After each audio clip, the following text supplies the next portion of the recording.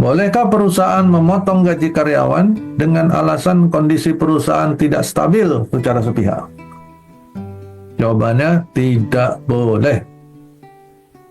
Mau stabil, mau nggak stabil, yang namanya potong gaji dengan alasan apapun, itu tidak boleh sepihak.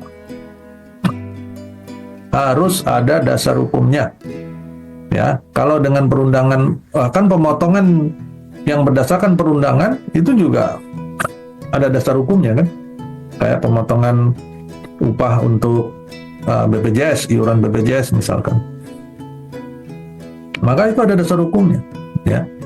Kemudian kalau dia potong gaji di luar dari itu, alasan yang lain segala macam, harus disampaikan kan kepada yang bersangkutan dan harus dicapai kesepakatan.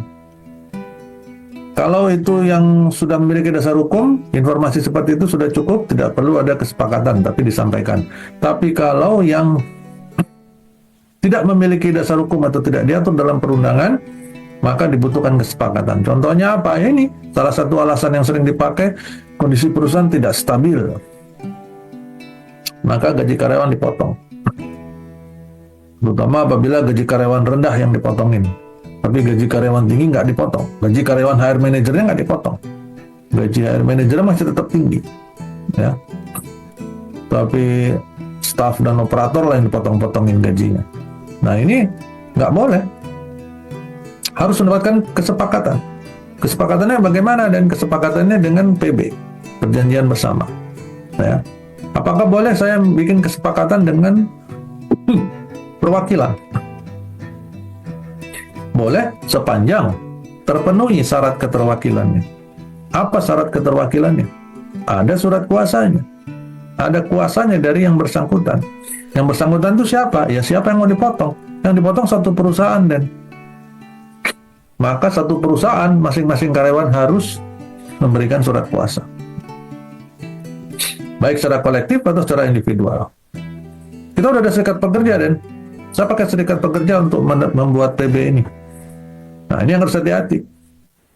Kalau ada karyawan yang bukan serikat pekerja, bagaimana? Terwakili nggak? Kan nggak. Siapa yang memberi kuasa? Kan dia nggak pernah ngasih kuasa. Ya, itu yang harus diperhatikan.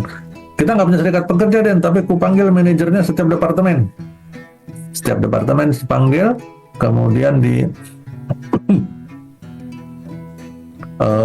dijadikan perwakilan, penunjukan dan dari manajemen. Nggak bisa juga, karena harus ada kuasa, pelimpahan kuasa dari orang yang akan dipotong.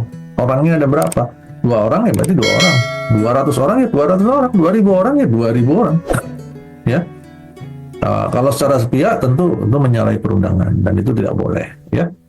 Demikian Bapak Ibu.